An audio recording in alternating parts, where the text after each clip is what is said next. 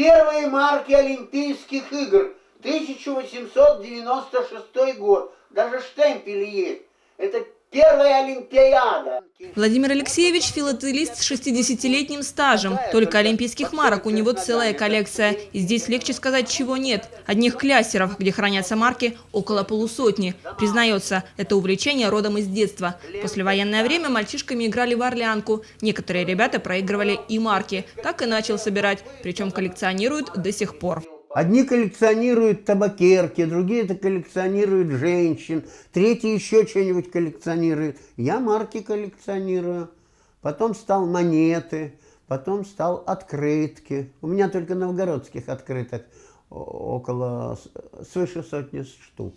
Открытки эти тоже редкие, дореволюционные, бережно заламинированные. Некоторые даже со штемпелем, что особая ценность. А еще Владимир Алексеевич всю жизнь собирал книги. Сейчас целыми коробками дарит их в школьные библиотеки. А еще монет у нашего героя тоже богатое собрание. Но это из разряда попутных увлечений.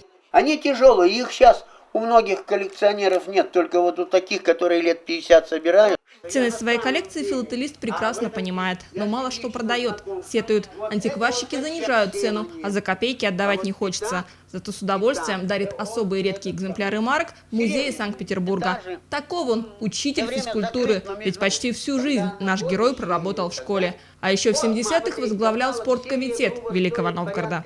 Я делал вот эти выставки вот на таких листах в школе. Привлекал детей, которые коллекционируют. Они тоже свои выставки. И, допустим, неделю стояли, я брал в клубе в городском стенды. Когда-то в городе существовало и общество филателистов. Владимир Алексеевич был его бессменным руководителем. Сейчас же, говорит, таких увлекающихся человек 6, не больше. Другое время, другие интересы. Юлия Гончаренко, Сергей Корнев. Новости Великого Новгорода.